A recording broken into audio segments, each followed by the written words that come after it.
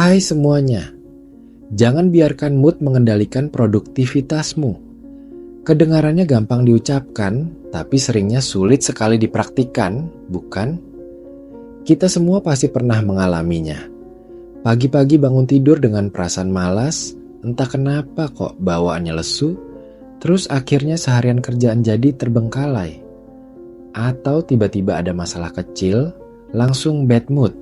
Lalu semua rencana yang sudah disusun rapi jadi berantakan. Kita merasa seperti boneka yang ditarik-tarik benangnya oleh perasaan sendiri. Padahal kita tahu persis bahwa banyak hal penting yang harus diselesaikan, tenggat waktu menanti, dan target-target yang harus dicapai. Tapi entah bagaimana, mood yang tidak stabil itu seperti kabut tebal yang menghalangi kita untuk melihat prioritas dan bertindak. Seringkali kita berpikir bahwa produktivitas itu cuma soal disiplin dan manajemen waktu. Memang benar, dua hal itu sangat penting. Tapi ada satu variabel besar yang sering kita abaikan, emosi. Mood kita punya kekuatan yang luar biasa untuk mendorong atau bahkan menghancurkan produktivitas. Ketika kita lagi senang, semangat, atau merasa positif, rasanya semua pekerjaan jadi ringan, ide-ide mengalir lancar, dan kita bisa menyelesaikan banyak hal dalam waktu singkat. Sebaliknya, saat kita lagi sedih, marah, cemas, atau cuma sekadar merasa tidak enak badan, jangankan mengerjakan tugas yang sulit. Kadang bangun dari tempat tidur saja sudah terasa berat. Kita cenderung menunda, mengeluh, dan akhirnya terjebak dalam lingkaran setan mood yang buruk dan produktivitas yang rendah. Yang lebih parah, kita sering membiarkan diri larut dalam perasaan itu, seolah-olah memang tidak ada pilihan lain. Kita menganggap mood sebagai takdir yang tidak bisa diubah, padahal sebenarnya kita punya kekuatan untuk mengelolanya. Lalu, bagaimana caranya agar mood tidak lagi jadi bos yang seenaknya sendiri di kehidupan produktif kita? Kuncinya adalah kesadaran diri dan strategi. Pertama-tama, kita harus mulai mengenali pola mood kita sendiri. Kapan kita cenderung merasa paling energik? Jam berapa kita biasanya mulai merasa lesu? Situasi apa yang sering memicu bad mood? Apakah kurang tidur, konflik dengan orang lain, atau tekanan pekerjaan? Dengan mengenali pemicunya, kita bisa mulai mempersiapkan diri atau bahkan mencegahnya. Misalnya, kalau kita tahu bahwa kurang tidur membuat kita gampang marah dan malas, berarti kita harus lebih disiplin dengan jam tidur. Kalau kita tahu bahwa pagi hari adalah waktu paling produktif, maka alokasikan tugas-tugas terpenting di jam-jam tersebut sebelum mood mulai galau di siang atau sore hari. Ini seperti kita punya peta jalan emosi kita sendiri, jadi kita tidak lagi tersesat tanpa arah. Setelah kita tahu peta mood kita, langkah selanjutnya adalah mengembangkan strategi untuk mengakali atau mengelola mood tersebut. Ini bukan berarti kita harus selalu bahagia dan positif sepanjang waktu. Itu tidak realistis. Kita manusia, wajar kalau punya berbagai macam emosi.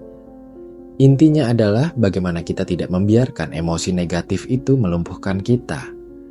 Salah satu strategi yang paling efektif adalah mulai saja, walaupun sedikit. Seringkali, mood buruk membuat kita enggan memulai. Kita berpikir, aku lagi bad mood, pasti hasilnya jelek. Atau, nanti saja kalau moodnya sudah bagus. Padahal, seringkali aksi itu sendiri yang bisa mengubah mood. Ketika kita berhasil menyelesaikan satu tugas kecil saja, ada rasa pencapaian yang muncul. Dan itu bisa sedikit demi sedikit menggeser mood kita ke arah yang lebih positif. Jadi, kalau lagi malas, coba saja kerjakan tugas yang paling mudah atau paling cepat selesai. Cuma 5 menit? Tidak masalah. Seringkali, momentum positif akan tercipta setelah langkah pertama itu. Selain itu, penting juga untuk punya senjata rahasia pengubah mood. Setiap orang punya cara sendiri untuk memperbaiki suasana hati. Bisa jadi itu mendengarkan musik favorit, berjalan-jalan sebentar di luar, minum secangkir kopi atau teh hangat, melakukan peregangan ringan, atau bahkan sekadar melihat video lucu di internet. Kuncinya adalah jangan biarkan diri terlalu lama terjebak dalam lingkaran mood negatif. Begitu kita merasa mood mulai menurun, segera gunakan senjata rahasia ini.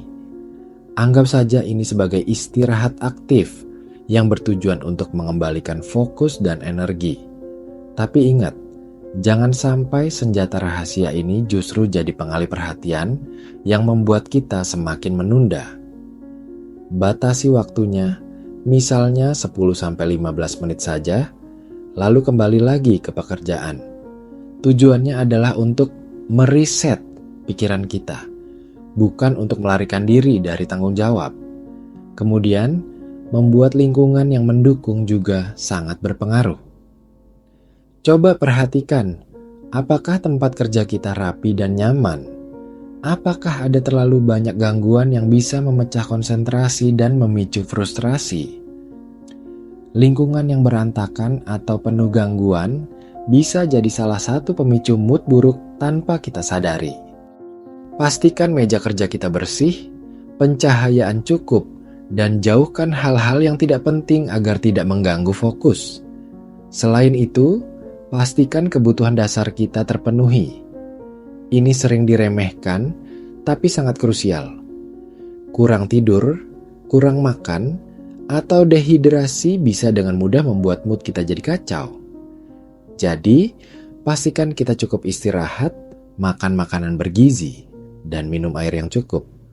Kadang, bad mood itu cuma sinyal dari tubuh bahwa ada sesuatu yang tidak beres dengan kebutuhan fisik kita. Jangan abaikan sinyal-sinyal ini. Aspek lain yang tidak kalah penting adalah mengelola ekspektasi. Seringkali kita merasa bad mood karena kita terlalu perfeksionis atau menetapkan target yang tidak realistis. Ketika kita tidak bisa mencapai standar yang terlalu tinggi itu, kita langsung merasa gagal dan mood jadi hancur. Belajarlah untuk menerima bahwa tidak semua hari akan sempurna dan tidak semua pekerjaan akan berjalan mulus. Akan ada saatnya kita membuat kesalahan atau pekerjaan tidak sesuai rencana.